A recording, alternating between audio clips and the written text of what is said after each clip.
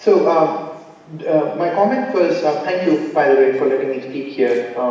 So with the rising cases of the more dangerous COVID variant that we've seen recently, and the fact that elementary school children have not been vaccinated, how can you assure that our children's health will not be impacted by attending in-person classes? And we are very concerned about the fact that parents are not being given an option to have their children attend classes virtually. That's my question. Thank you, Mr. Sancho. Our next speaker is Miss Christina Palla, who I believe is here in person. Welcome, Miss Palla.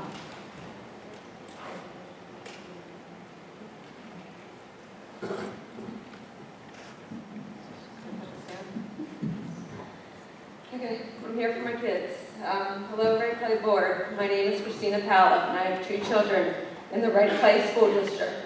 First, let me start off by saying that my children love their schools and their teachers.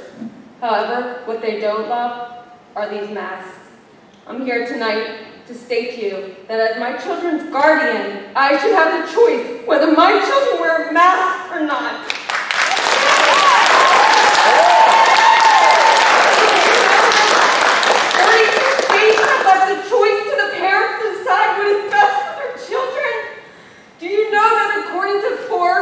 Magazine, Delaware is among one of the 10 states with the strictest mandates.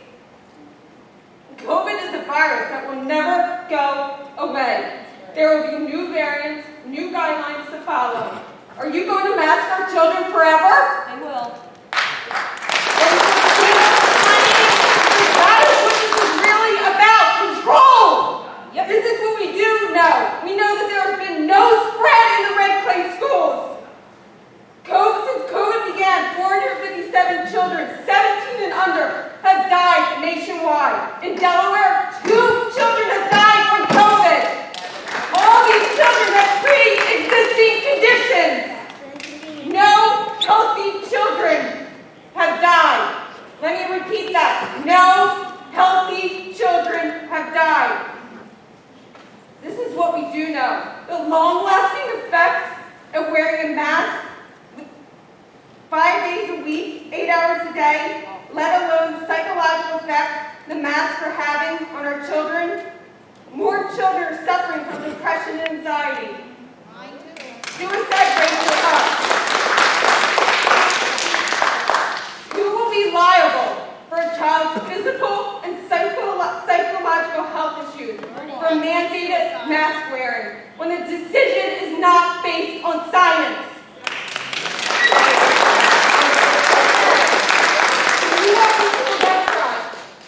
And everyone is at their tables eating, drinking, and laughing with no mask. Do you consider that the children are sitting quietly at their desks and must wear a mask? There's no science to this decision, only abuse. I'm calling on all of you to please stand up for the children. Let us parents have the choice to decide what is best for our children. For if not now, when? When will all of you stand up for our children?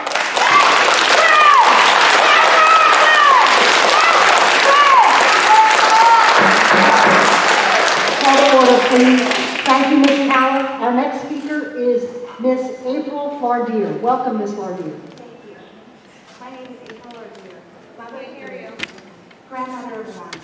Thank you for giving me this opportunity to speak tonight. I am here tonight as an advocate for my children and granddaughter. I try to teach my kids to trust their instincts because your instincts are God's way of telling you right from wrong. My motherly instincts are telling me that my kids being forced to wear a mask in school is wrong. We all want what is best for our kids, so let's think about this with common sense and not be fear-mongered any longer. COVID will never go away, but the good news is kids have a very high survival rate. We have to learn to live with it, just like we have done with the flu. There are medications and healthy choices that lessen symptoms, so our focus should be on spreading that information. We're told they must wear masks to slow the spread of COVID, but numerous studies, which I have if any one of you would like to see them, show that schools without mask requirements for children had case rates just as low or even lower than schools which did have mask requirements. Our children have an extremely high survival rate from COVID. It has been proven that our children have a higher chance of dying from the flu. And did anyone suggest our children wear a mask because of the flu? No, they did not. COVID poses almost no threat to our children, but forcing them to wear a mask all day long in school does pose psychological damage to them. Teaching them the air is toxic and everyone around them is sick, and forcing them to breathe through sweat and spit is utterly heartbreaking. And what about learning? We can't realistically expect them to fully grasp the material when they can't even see their teachers enunciate words, and most times hear their muffled, mask-covered words. This is psychological warfare on our children, and it must stop now! We must engage their developing immune system. It's very hard for them to breathe with masks on. My daughter Nina has come home from school many times with headaches, which make it very difficult for her to focus on schoolwork. How can you be satisfied to put this burden on our children? It's clearly not to keep them safe. They are safe. 0.2% of COVID deaths are aged under 25. It is clear to me that this is being done to protect certain people politically, and they should be ashamed of themselves. I implore you to not do this to our children. Let their parents decide what is best for them. And let's be honest, kids play and hang out closely with each other for hours at night and on the weekends. It is not about safety and health. This is about control and fear of non-compliance. And what's next? Soon, they will be mandating experimental shots on our babies. Ready for madness end. All of this started with compliance of wearing a mask. We need to fight for our kids to get back into a school environment conducive to learning by ending this unnecessary mask mandate. The only way out of this is Americans to say enough is enough. Let's take a stand together and consent to any more of this craziness. We have common sense facts right in front of us. Let's let our children have a beautiful school year. Thank you, Ms. Lardier. Our next speaker is Ms. Nina Rogers. Welcome, Ms. Lardier. Here is Ms. Nicholson. Welcome, Ms. Nicholson. My name is Liz Nicholson, wife, mother of 3. I pray tonight that there is less discussion, more action. We love our schools, red clay, and community, and this past year we've all had to pivot many times. Schools, parents, children, it's not easy, but it was necessary to get through the unknowns of last year. We are typically excited for school, but this year is feeling anxious and heavy, thinking back to how a mask 6 to 7 hours a day, 5 days a week, affects our children. Our 9-year-old, who would come home feeling such stress, lack of focus, and headaches. In April, I received an email that he was in the nurse's office because he was dizzy. Who is liable if they fall, or the trauma of the consistent stress and anxiety daily? I don't judge, but I respect those who choose to wear a mask to protect themselves because it's their choice. I practiced as a dental hygienist for 10 years, and the purpose of wearing the mask was to protect me, not the patient. The mask protects the person who's wearing it. A friend who is also a nurse on the COVID floor shared the same. The COVID patient doesn't wear the mask, the caregiver wears it to protect themselves. I quote the CDC, the size of a virus particle is far too small to be stopped by cloth or surgical masks. A single variant of SARS-CoV-2 is 0.1 microns. The pore size in a surgical mask is 200 to 1,000 times that size. Wearing a mask to prevent COVID is like throwing sand at a chain-link fence and hoping it will stop it. My son spent 2 weeks at an overnight camp, 2 different weeks living with 8 kids from different areas, playing, living, no mask, no COVID, no problems, just joy. We want the board to make a decision. Will it be follow the lawless mask mandates or the decision to end them? Giving our children and their parents the right to decide if mask usage is the right decision for them. Your hands are not tied by the governor. Only 10 states are choosing to do that. It's the misinformation and the half-truths. And the real truths are that our children are not at risk, are not super spreaders. And this might be hard to swallow, but education has an ugly history with segregation, and our district is at a precipice of repeating atrocious mistakes again. Will you continue to adopt segregation practices like we have seen all over the world and right here in our own backyard again? Will students be threatened, scolded, punished, singled out by the self-appointed campus mask police, or will you take a stand on the side of real science, truth, morality by refusing medical discrimination of any kind during a time of forced medical interventions that resembles Germany circa 1932 to 1945, and in closing the real truth is this: even following the guidelines of attorneys and public health work following the ever-changing guidelines of the CDC and their Swiss cheese science, but may I remind you that no single member of the CDC is in elected official, but you are. Do the job this community elected you to do and provide an optimal academic, social, cultural, psychologically, neurologically healthy environment for our children to flourish and stop treating them like they are walking viral time bombs. Tonight we ask for a vote to make masks optional, stating clearly that mask wearing be left to the personal discretion of students, parents, staff. The message you send with this vote will not eradicate the virus any more than wearing masks will, but it will kill the division that has infected our schools and communities. Thank you. Thank you, Ms. Nicholson. Our next speaker is Irene Rodriguez on Zoom. Welcome, Ms. Rodriguez.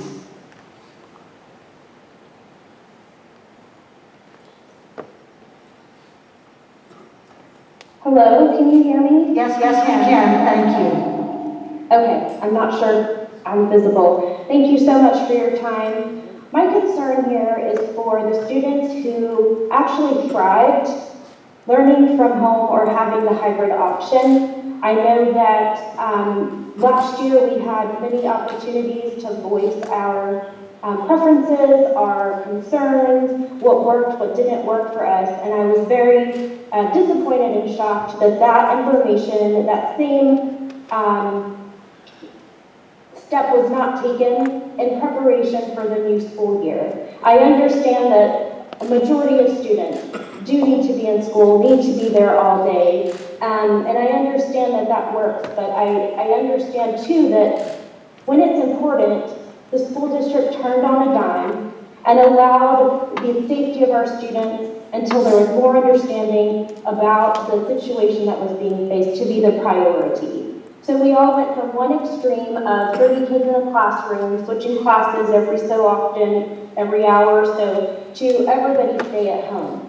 And we realized it didn't work for every kid, 30 kids in a classroom switching classes. It didn't work for most kids being at home. But why did we go all the way back to everybody has to be at school? There's no option or any discussion about what works for the kids that can need that hybrid model or need something in between. We know it worked for some kids, and it's just extremely infuriating that that option wasn't given or considered in any way for the students who don't fit in the box. We're forcing everybody to go back into the first box after we forced everybody to go to a different box. There are options that should be available to our students, and the families should have been considered and asked. I do also want to say thank you to the district for working so hard to keep our students safe. I personally appreciate that the masks are being asked to be worn at school a little while longer. I understand it's not fun, it's not acceptable for a lot of people, but I do think that until we get a little bit more through this and we have more options, I just want to be the voice of thank you for following through with that piece of keeping our students safe. Can we please also now prioritize the learning differences that our students have and make them to them available, the options that work for them? We know they're out there. Thank you. Thank you, Ms. Rodriguez. Our next speaker is Ms. Mindy Rogers, and welcome, Ms. Rogers. Thank you. A CDC study found mask requirements for students had little effect on COVID-19 incidents, while improved ventilation, like opening a window, reduced cases more than mask mandates for staff and teachers. Face masks lead to elevated carbon dioxide inhaled air, with younger children appearing to be most affected.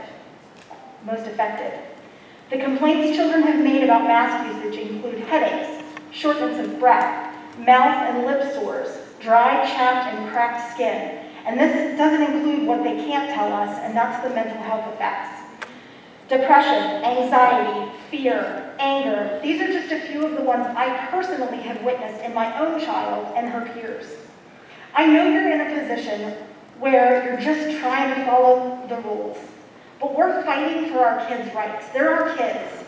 We are the most responsible for them. Whether you have kids or don't, I hope that you're trying to make those same kind of decisions for your own kids. We're asking you to fight with us, not against us. Yeah. The numbers of kids that are being pulled out of public schools to be homeschooled is rapidly rising. That will affect funding. The school's funding, salaries, your salaries. Please, please do the right thing. Thank you, Ms. Rogers. welcome Ms. Rodovich.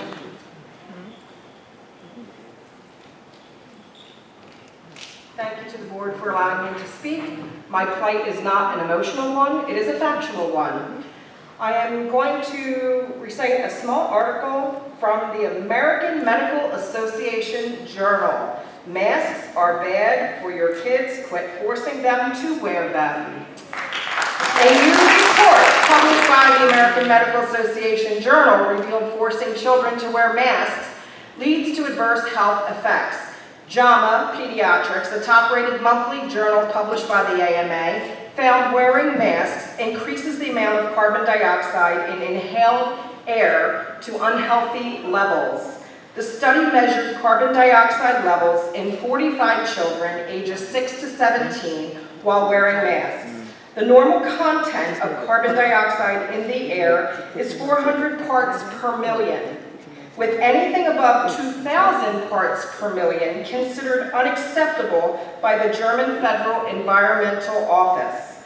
The JAMA report measured averages of 13,120 to 13,910 parts per million of carbon dioxide in the inhaled air of children wearing masks, which is over 6 times higher than the safety threshold, than the unsafe threshold.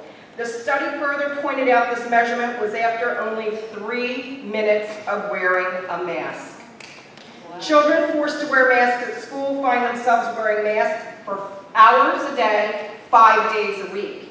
The JAMA report follows a larger German survey of over 25,000 children, which found 68% of them reportedly had problems while wearing facial coverings. Most of the complaints reported by children can be understood as consequences of elevated carbon dioxide levels in inhaled air. This is because the dead space volume of masks, which collects exhaled carbon dioxide quickly after a short period of time. This carbon dioxide mixes with fresh air and elevates the carbon dioxide content of inhaled air, and it's more pronounced in this study for younger children. The authors of this study urge those who are forcing children to wear masks to consider the scientific evidence when making that decision. That responsibility falls on you people. Many governments have made nose and mouth covering or face masks compulsory for school children. The evidence base for this is weak.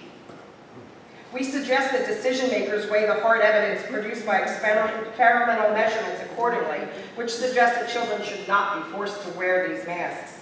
Why is it acceptable that people can sit inside a restaurant in close proximity while dining and not wearing masks, but children are forced to wear them all day long in school, especially when you have the ability to set their desks a little? Thank you, Ms. Rodovich. Appreciate your comment.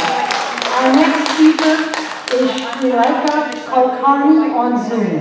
Welcome, Ms. Kulkarni. Would anybody else like to give me their time? We don't know. Ms. Rodovich, you will need to sit down. Okay. You're being disruptive to the meeting. You'll get it in a letter. Thank you. I wasn't being disruptive.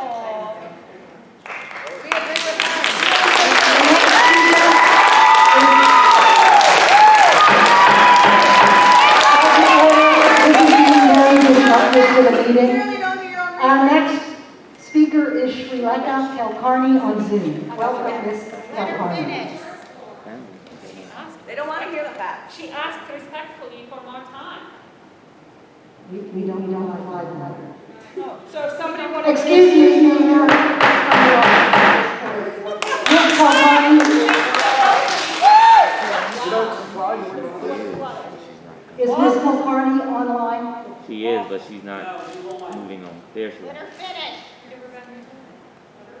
There's more time. Okay, this is, She's on. She's coming. okay.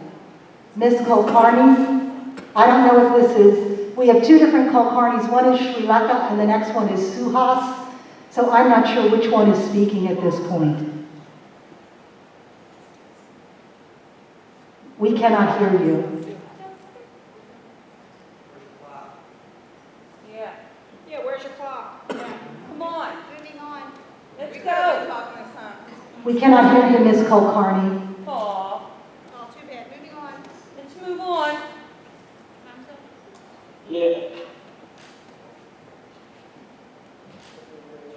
The audience clearly wants to hear from someone that is there. Hello, is Ms. Kulkarni there? Tony, if you can get them, can we put them, bring them on a little later? They're talking They're now. talking. Their volume is just low. Can you hear me? Now we can, so thank you, yes we can. Okay, that's good. Thank you for giving me the opportunity to speak to the board members on this meeting. It's a privilege. Sorry, you're able to hear me? We can hear you. Thank you. I just have a point that similar to last year, we should have been a survey for the parents to choose what best option for their kids, either a remote learning or which was successful for the last year, or in person if they want to send it to school. Right, so that survey I feel missing, so that considering the new variant which is around and the examples that we are seeing throughout the country where there are many pediatric cases coming up. So I would suggest to have that survey and counting the parents' input feedback for their kids as per their choices, like they are working or they need a daycare similar to that, if they want to send in, or if they want to do a remote learning, whichever is feasible considering the new variant. And also, we don't have vaccine for the kids which are below 12. And we are now hearing that we may get it by the end of the winter. So, considering these all points, I would request for the board to consider an option of remote learning as well as in-person learning, similar to last year, as a choice from the parents for the kids, whichever best suits them. So that kids will have both options to choose and they will be safe as well. And we can take this option for like 2 to 3 marking period, and by that time we will have a vaccine for kids which are below 12, and if it is all through and it's approved, and they can have that, and we will feel more safe to send the schools in person rather than standing now and worrying like, will they get that back in home where there are younger siblings or other siblings which are not vaccinated? Will that get spread, or those kind of worries? And also, school will have a hard time like to measure those and then shut down and then go back to remote again. Rather than that, start that approach now itself until we have a vaccine, so that we will have in a better shape by the end of second or third marking period for our kids to decide, right? So that is my request, to give a survey or option for parents to choose remote or in-person learning for their kids, similar to last year, which was a successful year and everyone had a good feedback on that for elementary school. Thank you. Thank you, Mr. Kulkarni. And I don't know if the other Kulkarni is speaking.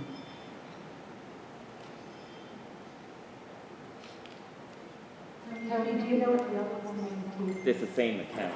It's the same account. So the other Kulkarni? Well,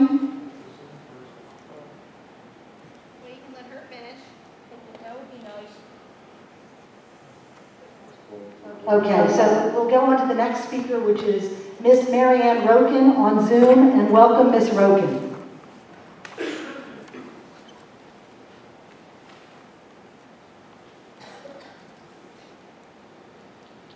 We can't hear you, Roken.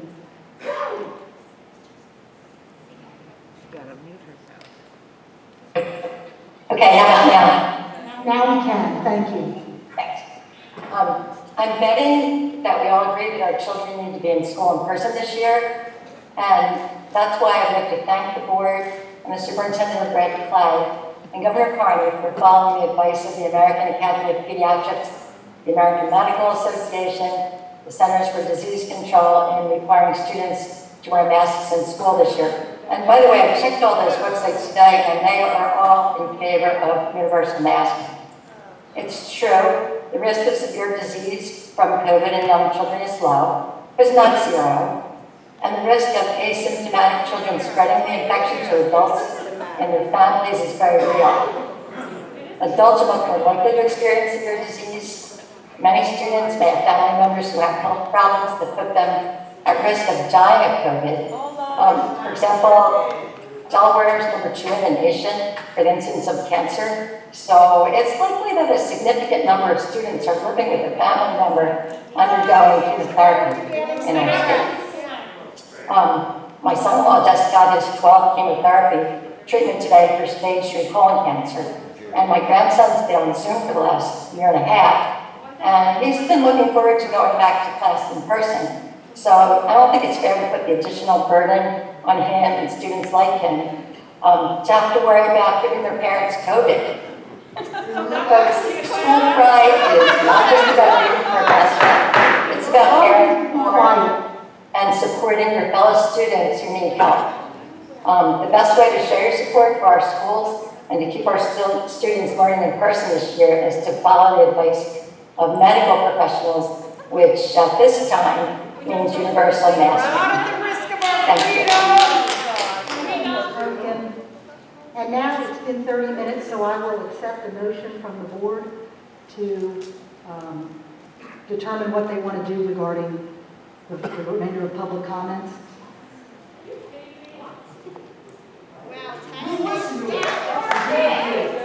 I would like to make a motion to extend public comment to the audience as the option to participate. Is there a second?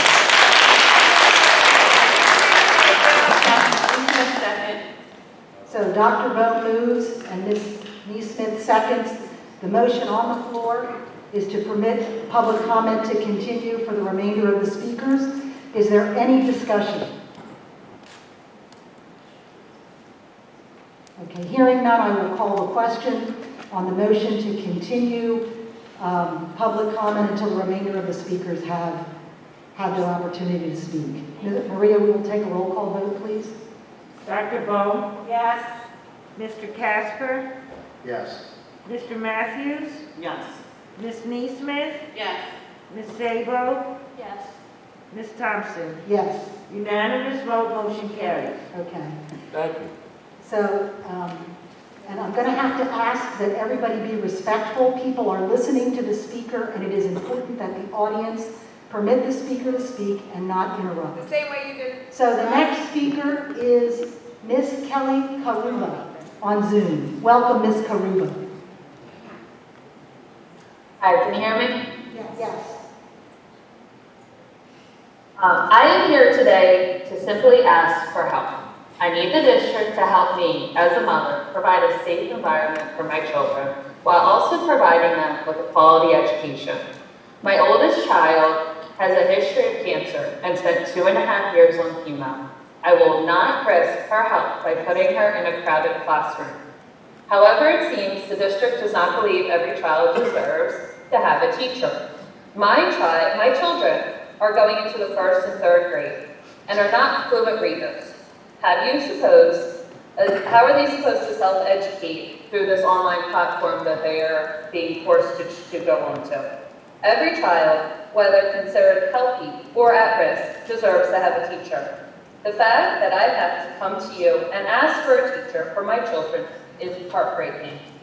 Please help me provide the basic right of a teacher for my children and not force them to self-educate through this outsourced online program, which is not okay for my children. They deserve to have a right-play teacher.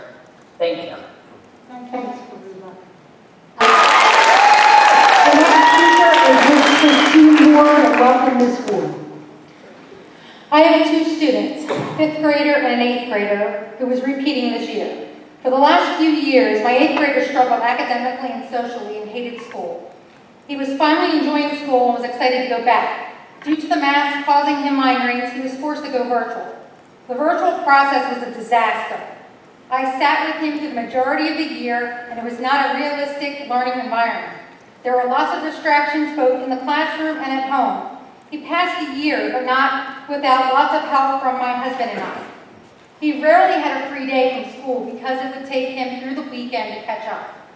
As a family, we decided that sending him to high school would be setting him up to fail, so he is repeating the 8th grade.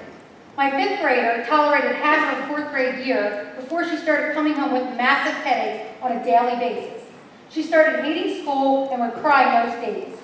Her state test scores, which are normally above average, were below average this past year.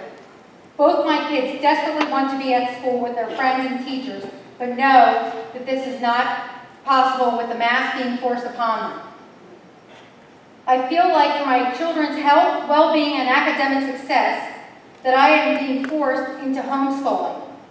There are others that don't have the luxury of homeschooling and will have to deal with depressed kids that hate school. Please fight for our children against these mask mandates. Studies show that rebreathing of our exhaled air without a doubt creates oxygen deficiencies and a flooding of carbon dioxide. We know the human brain is very sensitive to oxygen deprivation and leads to increased headaches, drowsiness, dizziness, reduced ability to concentrate, and reduces cognitive function. With COVID and any other virus, children have an extremely active and adaptive immune system, and it must be challenged to retain functionality. A child unexposed to nature has little defense against a minor illness. As I passed sports fields, playgrounds, camps, and pools this summer, I witnessed kids playing happily unmasked. My family and I attended church, festivals, and went on vacation, as well as many friends and family members did. Not one person I know reported having or knowing someone that caught COVID as a result. Our kids have been back to normal and should not be forced into these extreme measures from a virus that they have little to no chance of getting. Kids who have died were too sick to be in school to begin with when they caught the virus. I ask again, please think of our children and do the job you are elected to do and fight for our children. Thank you, Ms. Geller. Our next speaker is Mr. Jake Kirkham. Welcome, Mr. Kirkham. Good evening. My name is Jake Kirkham, and all 3 of my children attend Red Clay schools. I'm deeply invested in the success of Red Clay, which is why I was so very disappointed to learn that Governor Carney had issued a statewide school mask mandate. I think it's crucial that you know what parents in the district think about universal masking, and that you, along with us, are advocates with the governor's office to get the mask mandate removed immediately. The mask mandate makes no sense for Red Clay. In high schools and middle schools, every single student and teacher that's in that building has had an opportunity to be vaccinated. And 70% of Newcastle County residents 12 and up had at least 1 dose. Even for elementary school students, mask mandates do not make sense. Children under 12 are the least vulnerable population. There is only 1 school-aged child in Delaware who has died from COVID for the entirety of the pandemic. And nationwide, the CDC has reported that hospitalizations account for roughly 250 children in the entire nation. The CDC also acknowledges that many of those children were not even in the hospital for COVID. They simply tested positive when they were there for something else. According to Lancet, almost all children had symptoms resolution by 8 weeks, providing reassurance about long-term outcomes. There is only one single retrospective study on the efficacy of masks for children, and that study's results were inconclusive. In fact, President Biden's own epidemiologist, Michael Osterholm, said on CNN last week, quote, "Many face cloth coverings that people wear are not very effective in reducing any of the virus movement in or out. There are other, much more effective controls that have been studied and that have already been implemented by Red Clay schools, including social distancing, improved ventilation, and smaller class sizes." Now, you might think that masks are harmless, but as many other parents have listed out tonight, they certainly are not, and there are many, many studies that list those. I'd like to note that just last week, doctors from Johns Hopkins School of Medicine and the chief of pediatric infectious diseases at Tufts Children's Hospital wrote in the Wall Street Journal and stated, quote, "It is abusive to force kids who struggle with masks to sacrifice for the sake of unvaccinated adults."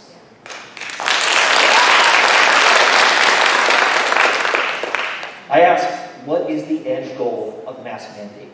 It is not about protecting students. It's not about protecting teachers. Frankly, it is about protecting the governor politically, and that is a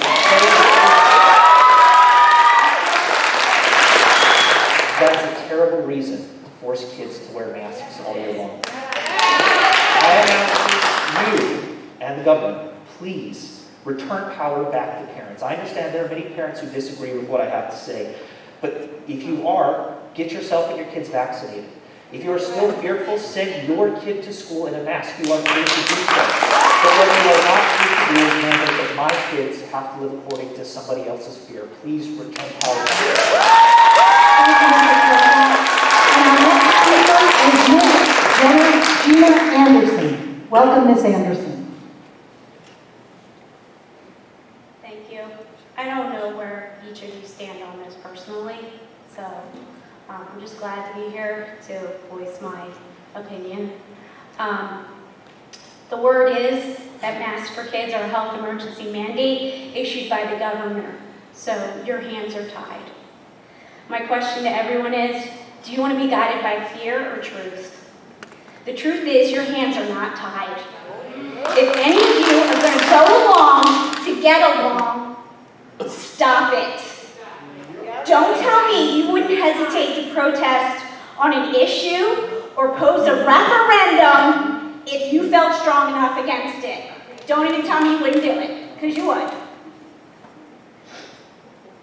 And if you are worried about losing funding, you're going to lose it, because people are pulling their kids from public schools. This is due to mask mandates and critical race theory-based teaching.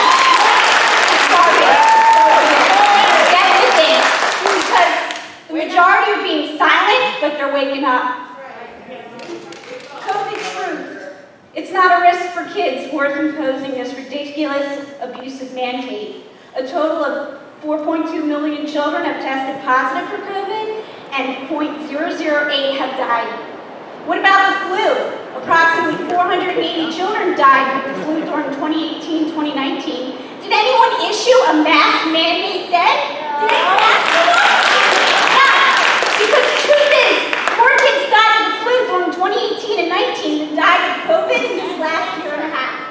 Twice as many have died from drowning each year. Suicide. Is this putting things in perspective? So with those stats, even if masks were 100% effective, do we even need them?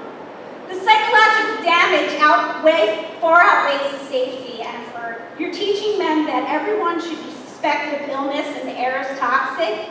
What are the health effects of forcing kids to breathe through sweat, spit, and dirt-soaked cloth every day for 8 hours? Do you even know? What is it doing to their immune systems? What about developmentally depriving them from seeing each other's faces and reading facial cues? What about when you're learning to read and you can't see the teacher enunciating words? Have you taken any of this into consideration at all? Or do you blindly follow the king and his mandates by emergency orders? Where do we draw the line? Much like the flu and colds, COVID is here to stay. I'm sorry to tell you that. There are already variants. Are we going to live a masked life for an illness that has a 99.9 recovery rate? That's not living. This burden has been placed on our children by the state and the governor with no facts presented. Thank you, Ms. Anderson. Thank you. You will please sit down. Our next speaker is Ms. Lisa Malatesti. Welcome, Ms. Malatesti. Thank you. I should say welcome to day 520 of flattening the curve. Red is slowed down. I just want to say, last year my kids have had pretty unique situations in their schools with masks. And my daughter, who's in 5th grade, was told to get in the back of the ice cream line because her mask was down too many times that day and was punished, essentially, for not having her mask covering her nose. So that, to me, should be enough for all of you to say, wait a minute, are we doing the right thing here? We're making a good choice as parents. And there's some people aren't even parents and don't really, I'm not sure what your opinion is. Jose, I know you don't have kids, so it might be a little different for you and me. But, and my son came in from school, I'd say at least 2 out of 5 days, with a headache because of the mask all day long. So for me as a parent, I'm a dental hygienist, I'm trained in PPE, I understand the proper way to put on a mask and take off a mask. And I know for a fact, pulling one out of the bottom of your backpack and putting it on your face throughout the day is not a safe way to handle wearing a mask. I also know for a fact that taking one off the back seat of your car or hanging from your rearview mirror is not keeping it sanitized, or it's not safe to have that on your face all day. Actually, wearing one longer than an hour is unsafe. Touching it with your hands is unsafe. Going in the bathroom, like every kid is doing in those schools, and using the restroom, not washing their hands, or maybe they are washing their hands, I really don't know. But these kids are not properly trained to wear PPE throughout a day. It's absolutely just a disgrace. It's extremely dangerous. And my question, Mr. Green, I did email you quite a few times, so I didn't hear back, and I'll ask the question now, is who is liable for these kids who get hurt? Because I don't see anyone standing up and saying, oh, I'm the one who said to wear the mask. You're going to blame Carney, he's going to blame this one, you're going to blame that one. You know what, sometime here we have to take responsibility and say, oh, you know what, okay, I'm going to help these kids. Because we're the ones doing it, and you can see it all across the country. It's not making that much of a difference. So I don't really know. Hopefully what we're saying here is going to maybe break through you guys. I don't know if you're taking orders from some higher point, which it seems, because I don't think all of you can agree that this is not fair for kids. I find it hard to believe you all are on the same page with that. It just doesn't seem likely. There is a step we can take next, and basically I know that Title 11, Chapter 5, Delaware Criminal Code is basically endangering the welfare of a child.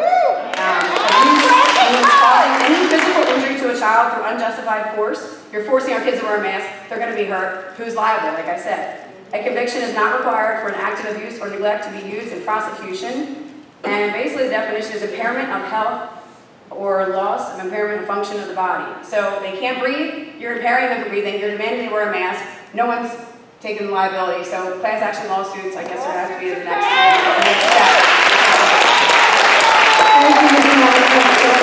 Our next speaker is Ms. Keisha Fuchs on Zoom, and welcome Ms. Fuchs. Ms. Fuchs.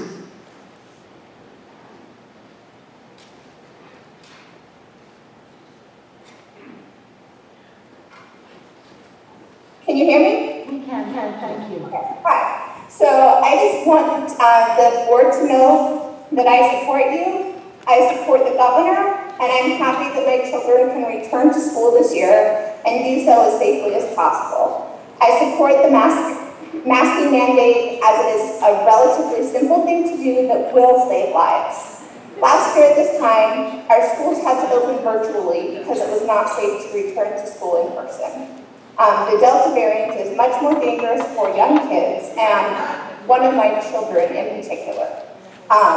He has a pre-existing condition, and so last year I kept both kids home. Virtual did not work for my youngest, and I want them back in person, but I want to do so safely. I would rather have my kids in masks in person than to have them get sick or die from COVID, or have the schools have to be all virtual again. So many people begged to have the schools open in person last year, and when the schools opened, they gladly sent their kids in school, or to school in masks. Both of my children are under the age of 12 and not eligible for the vaccine yet, so they depend on others. Without the masking mandates, my kids would not be able to return to school in person. I support the board, and I realize that this mandate comes from the governor and is out of your hands. But I do hope that you will continue to listen to science, the CDC, the APA, and the evidence instead of extremist rhetoric. Please at least wait until all kids have been given the opportunity to be fully vaccinated. Kids follow examples. If parents show a good example for wearing a mask, kids will follow. That's all. Thank you, Ms. Fuchs. Next speaker is Miss Maddie Geller. Welcome, Miss Geller. Thank you for the opportunity to speak tonight.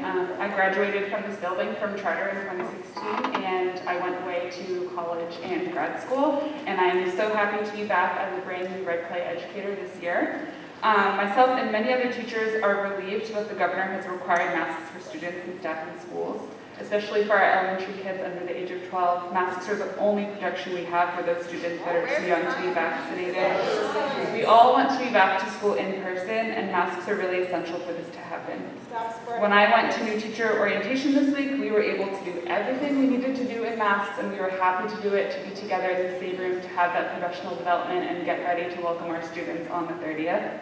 And I would also like to reiterate that death is not the only negative outcome related to COVID. There are millions of Americans with chronic illnesses who share their experiences every day on this topic, so that one statistic alone is not representative of the negative health impacts of COVID. And again, myself and other Red Clay staff very much appreciate the district and the board's continued support of the governor's order regarding masks and safety in our schools. Thank you. Thank you, Ms. Geller, and welcome as a Red Clay educator. We're thrilled to have you. Next speaker is Mr. Keith Anderson, and welcome, Mr. Anderson.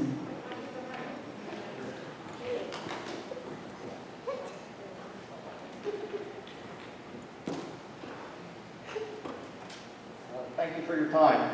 I feel for you guys. I know it's a tough meeting for you, and I appreciate you seconding the motion to hear everybody, because I would not have had my chance. I've been in Delaware 64 years, graduated from Brandywine High School, and this is my very first school board meeting. And I'm here because of what's going on in our country. I'm a conservative. I'm not a domestic terrorist. I support my community, and I back the blue. I have 7 children, ages 26 to 3. 3 were adopted from Guatemala, mixed race. And the other 4 are mixed race, and they're in the elementary school system. They go to Cook Elementary School. One of my child I have 4 biological males and 3 biological females. I would like to know what the policy of the district is going to be to provide locker rooms and bathrooms so that my daughter does not have to see somebody who identifies as a female in the bathroom or in the locker room. If you want to support that, that's fine. I don't want my child exposed to that. And I would like to know if you have a plan for that. Second, I have a special needs child. He's on the spectrum. He goes to Richardson Park. And he's in the situation where when COVID came out, he made major steps backwards. And I talked with Dominic Sutera, great guy, helped me out as much as he could, but we were not able to change the virtual situation with him, getting back to in-person learning, and it really set him back years of progress. Is there a way that the district could possibly, he's in a room with 2 teachers and 4 other students, and I don't think the mask mandates in that situation should be the same as a 30 child with a 2 teacher to 1 ratio. And that's all I have for you, and I appreciate your time. Thank you, Mr. Anderson.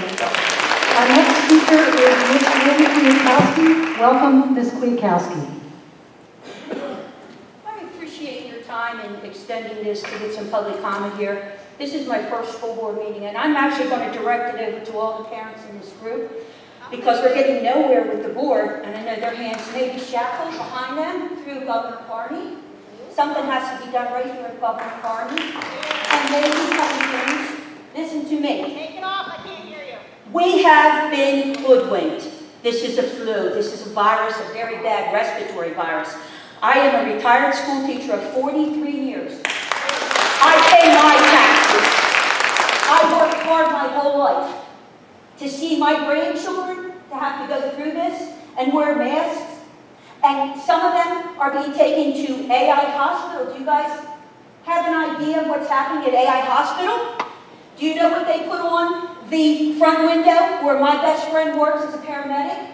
Taking children there because now we're able to get to our children. They're trying to kill our children. They're trying to kill our children.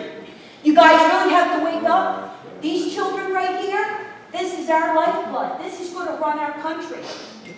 We have to stand by our children right now, okay? We can't back down. It is push now. It is, do we go to Carney's house now? Tell me what to do. I have to know. I need some feedback here. I'm one person, but I'm here. I retire next week. Impeach Carney! in the district of Carney. This is what has to happen. We're getting nowhere, absolutely nowhere. We don't even know if it really got voted in. Yeah, exactly. We're in trouble. Meet me outside and I'll show you what they put in AI hospital. Myocarditis of 12-year-old young males. The paramedics are asked how to treat them. It's up there in the treatment, right on the AI hospital. Got to go up there. Our next rally will be at AI hospital. And you people are representing us. You need to know that we know what you're doing. We know what you're doing. And we're on it. Thank you, Mr. Falcao. Our last speaker is Mr. Paul Falcao. Welcome. We are sick of this! We are sick! We are sick! Come on, we are sick of it! We are sick of it! We are sick of it! We are sick of it! We are sick of it! We have had it! We've had it! Our last speaker is Mr. Paul Falcao. Welcome, Mr. Falcao. That kids are getting myocarditis from these vaccines, right? Yes. Yeah, that's funny. I'm going to take this down so I can be heard. I'm just going to read from my notes instead of doing what I know how to do better, and that's to speak to everybody. But who am I? I'm a math teacher, United States Army Major, retired, jack of all trades. I've lived in the city. I identify as a red clay person. I'm only half a block out, and I taught at AI High School back in 2004, and I'm a computer programmer. So I think I know how to logically think and do stuff. Anyhow, the problem we got here is medical science versus political science. Among other things, the vaccine does not work. We know that. Let me get this through. The vaccine doesn't work because we know that so many people have had the vaccine, they end up with the virus. We've been under censorship because HCQ and ivermectin work, and for the last 18 months we've had the censorship of telling us we can't talk about it. The thing about these masks is kind of like stupid too. About a year ago when I was told I had to wear a mask, I found something the closest I could to like a mosquito net. There is no specifications on what a mask is supposed to look like, who's supposed to wear it, how to wear it, and when to clean it. Nothing like that happens. But we sit there and say, you gotta wear a mask. Now, I said I'm a math teacher. If you guys need a math teacher, you can handle me, I'm open. Other than that, let's do a little bit of a lesson here. Back to critical race theory.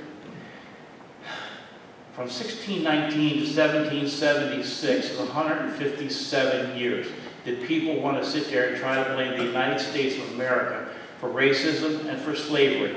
Please, nobody. That's 30% of the 400 years that they claim racism and slavery in the United States. The United States was not here until 1776. So for your math lessons, that's 157 years that we were under the control of the colonial powers of Great Britain, France, Germany, the Netherlands, and they're the ones that brought it here. They're the ones that did plantations. Those plantations are the things that were given as land grants by the privileged people to be able to do what they did, and that's what ended up bringing slavery here, not the United States of America. So whatever you're going to do with critical race theory, please do not let them get away with the first 157 years of trying to sit there and say that. So I covered the mask, I covered a little bit of health here. And with the critical race theory, the thing I'd like to remind you too is that this country was based, and Thomas Jefferson said it best, all men are created equal. That's what we started on in 1776, and we did it in order to form a more perfect union. We weren't perfect when we started, but we're the best thing that's ever been going. Now, with a few seconds left, I'd like some silence for Sergeant E. Thank you, Mr. Falcao. Appreciate your comments. Thank you, everyone.